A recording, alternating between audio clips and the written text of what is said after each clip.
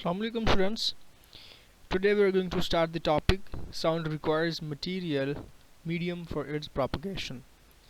Sound basically एक wave है और जिस तरह हमको पता होता है कि wave उनको मीडियम की ज़रूरत होती है ट्रैवल करने के लिए एक जगह से दूसरी जगह. आज हम यही प्रूव करने वाले हैं. एक्सपेरिमेंट से हम ये डिस्कस करेंगे कि आइदर वेव जो है उसको मीडियम की ज़रूरत पड़ती है या नहीं पड़ती. तो ये हम जो है आज डिस्कस करेंगे. Now let's see this bell jar experiment. ये ऑपरेटर्स है. इसमें ये चेक करें कि एक हमारे पास पावर सप्लाई है और पावर सप्लाई के साथ हमने अटैच किया हुआ है ये जो आपको रेड कलर का नज़र आ रही है बेसिकली एक इलेक्ट्रिक बेल है. ठीक है.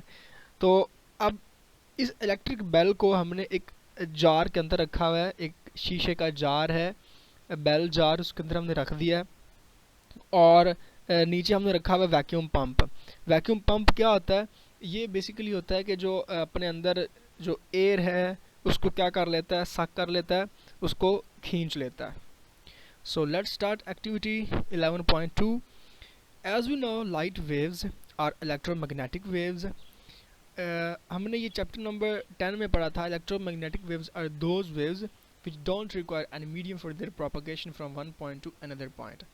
So लाइट वेव जो है इलेक्ट्रोमैग्नेटिक वेव है, इसको मीडियम की ज़रूरत नहीं पड़ती. तो ये क्या है, ये वैक्यूम के अंदर से जो है इजीली पास कर जाती है. वैक्यूम के अंदर कोई मीडियम नहीं होता, ये बिल्कुल एक खाली जगह होती है. अब अगर हम बात करें साउंड वेव्स की, तो साउंड वेव क्या है, इसको मीडियम की ज़रूरत पड़ेगी. ये इलेक्ट्रोमैग्नेटिक वेव्स नहीं है. तो इसको ही हम डिस्कस करेंगे कि इसको वाकई मीडियम की ज़रूरत पड़ती है. An electric bell is suspended in the bell jar. ये हमने जो बेल जार है ये आपको मैं पहले बता चुका हूँ. ये एक शीशे का एक जार बना हुआ है. एक शीशे का आप इस तरह समझ लें एक बॉक्स बना हुआ है with the help of 2 wires connected to a power supply.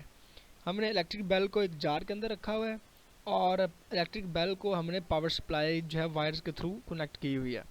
Bye setting on the power supply, जब हम बटन ऑन करेंगे जो है इलेक्ट्रिसिटी जो है बिजली देंगे इलेक्ट्रिक बेल को, electric bell will begin to ring.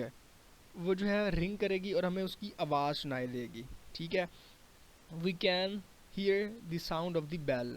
हम उसकी आवाज़ को जो है वो सुन सकते हैं.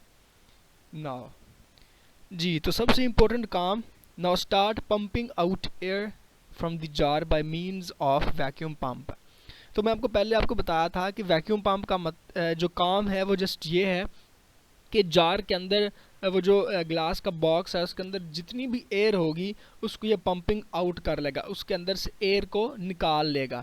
मतलब वो जो जार है उसके अंदर हवा जो है वो सारी की सारी ख़त्म हो जाएगी.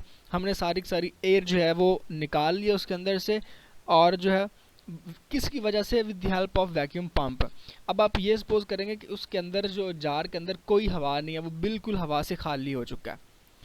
The sound of the bell starts becoming more and more feeble and eventually dies out. जी, तो ये eventually dies out का क्या मतलब है? देखें, जब तक उस जो बॉक्स था, वो जो बेल जार था, उसके अंदर एयर मौजूद थी, हमें जो आवाज़ है उस बेल की वो सुनाई देती रही है.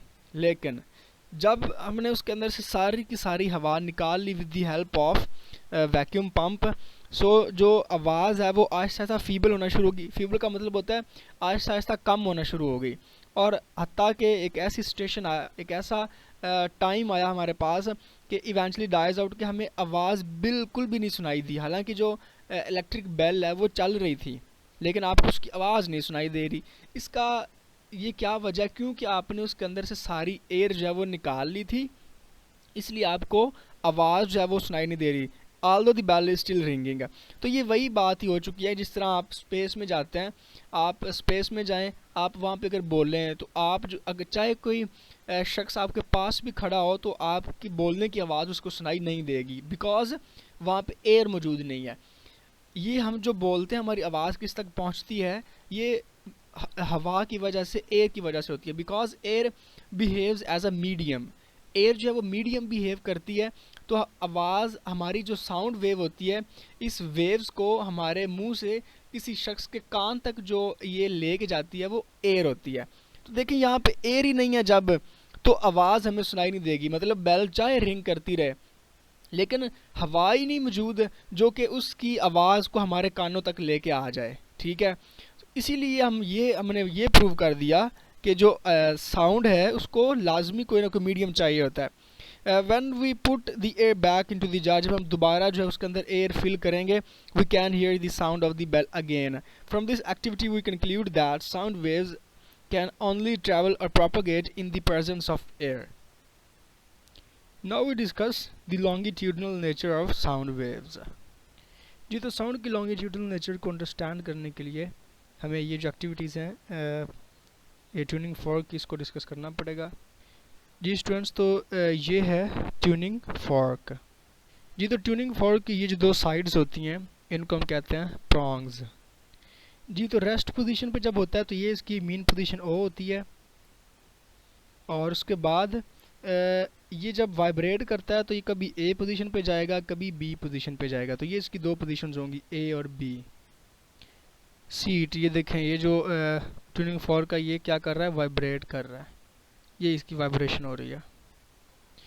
जी स्टूडेंट्स, तो देखें जब ट्यूनिंग फॉर्क रेस्ट पे है, ये वाइब्रेट नहीं कर रहा, तो इसकी जो चारों तरफ एयर है वो क्या है, वो रेस्ट पे है, वो उसमें कोई डिस्टर्बेंस नहीं आ रही, वो बिल्कुल यूनिफॉर्म है। हम ये राइट साइड लेते हैं, ये जो है ट्यूनिंग फॉर्क के राइट साइड पे जो एयर है वो बिल्कुल यूनिफॉर्म है। बट जब ये वाइब्रेट करेगा और ओ पोजीशन से ए पोजीशन पे चला जाएगा तो ये क्या करेगा, एयर जो है इसके राइट साइड पे उसके ऊपर ये प्रेशर एक्सर्ट करेगा, ठीक है। तो प्रेशर एक्सर्ट करने की वजह से क्या होगा, जो एयर है वो मूव करेगी in the form of compressions and rarefactions. As we know in chapter number 10, in longitudinal waves the wave travel in the form of compressions and rarefaction. So यही हमने प्रूव किया है कि जो प्रॉन्ग्स हैं वो जब वाइब्रेट करते हैं ओ पोजीशन से ए पोजीशन पे जाएगा तो वो एयर के ऊपर प्रेशर एक्सर्ट करेगा। तो प्रेशर एक्सर्ट करने की वजह से क्या होगा कि जो एयर के जो मॉलिक्यूल्स हैं, ये देखें राइट साइड पे वो क्लोजर आ गए हैं, ये कंप्रेशन बन गया, और ये अवे जो है ये क्या है, रेयरफैक्शन है। इसीलिए ये जो जब ओ से ए पे जाएगा तो उसके राइट साइड पे रेयरफैक्शन आ जाएगा, क्योंकि जो कंप्रेशन है वो आगे मूव कर जाएगा। जी, before the vibrational tuning fork the density of air molecules on the right side is uniform. वो यूनिफॉर्म थी just like in figure A. ये देखें, ये जो सारी एयर मॉलिक्यूल्स हैं इनकी डेंसिटी यूनिफॉर्म है। But when the right prong of the tuning fork moves from mean position O to B, जब वो ओ मीन पोजीशन से बी की तरफ गया, इसने क्या किया, it exert pressure on the adjacent layer of the air molecule. उसके जो करीब एयर मॉलिक्यूल की लेयर्स थी उनके ऊपर उसने प्रेशर लगाया, उसकी वजह से क्या हुआ, एंड प्रोड्यूस कंप्रेशन, तो कंप्रेशन प्रोड्यूस हो गया। जी, तो देखें फिगर बी में यही हो रहा है, जब ओ से बी की तरफ गया तो प्रॉन्ग के राइट साइड पे कंप्रेशन बन गया क्योंकि एयर मॉलिक्यूल्स क्लोजर हैं। जी, तो वो जो कंप्रेशन है, ये जो कंप्रेस्ड एयर की वो एक लेयर बनी थी वो आगे मूव कर जाएगी। अब देखें कुछ देर के बाद जो प्रॉन्ग है वो क्या करेगा, begins to move from B to A position, क्योंकि वो लगातार जो है कभी ए पोजीशन पे जाएगा कभी बी पे, क्योंकि वो वाइब्रेट कर रहा है, जैसे मैंने आपको वाइब्रेशन दिखाई थी प्रॉन्ग की। तो जब बी पोजीशन से एक तरफ आ जाएगा तो अब क्या होगा, प्रेशर जो होगी एडजेसेंट लेयर पे वो डिक्रीज़ हो जाएगा, उसके करीब लेयर है प्रॉन्ग के उस पर प्रेशर कम हो जाएगा और जो है एक रेयरफैक्शन प्रोड्यूस होगी। सी इन फिगर सी, ये देखें वो जो प्रॉन्ग है वो बी से ए की तरफ उसका जो ये प्रॉन्ग हो चुका है ए पोजीशन की तरफ, और उसके एडजेसेंट लेयर क्या है उसके ऊपर प्रेशर कम है, तो ये देखें एयर मॉलिक्यूल्स का क्या बन चुका है, एक रेयरफैक्शन बन गया, क्योंकि एयर मॉलिक्यूल्स के एक दूसरे से अवे हैं। ये कंप्रेशन था नज़दीक जब बी की तरफ था, जब एक तरफ प्रॉन्ग हुआ तो रेयरफैक्शन प्रोड्यूस हो गया। जी, तो इस तरह जो ट्यूनिंग फॉर्क है वो तो मूव करता रहेगा बैक एंड फोर्थ, वो वाइब्रेट करता रहेगा, उसकी वजह से कंप्रेशन रेयरफैक्शन प्रोड्यूस होंगे, और जो साउंड है वो क्या करेगी, प्रोपेगेट कर जाएगी एक जगह से दूसरी जगह। तो जिस तरह हमने ये प्रूव किया कि जो साउंड है, क्योंकि ट्यूनिंग फॉर्क जब आप उसको वाइब्रेट करेगा, आप कान के नज़दीक लेके जाएँ तो आपको आवाज़ सुनाई देगी, तो आवाज़ तो ये प्रोड्यूस करता है ट्यूनिंग फॉर्क, लेकिन वो जो आवाज़ ट्रैवल करती है, जो साउंड ट्रैवल करती है, वो किस तरह ट्रैवल कर रही है, in the form of compressions and rarefactions. तो हमें पता है जो वेव कंप्रेशन और रेयरफैक्शन की फॉर्म में ट्रैवल करती है उसको हम कहते हैं लॉन्गिट्यूडनल वेव। जी, तो इस एक्सपेरिमेंट ने शो कर दिया कि जो साउंड है वो लॉन्गिट्यूडनल नेचर है उसकी। तो आई होप स्टूडेंट्स आप लोगों को ये समझ आ गई होगी कि जो साउंड है उसकी लॉन्गिट्यूडनल नेचर है और ये किस तरह ट्रैवल करती है। ओके जी स्टूडेंट्स, अल्लाह।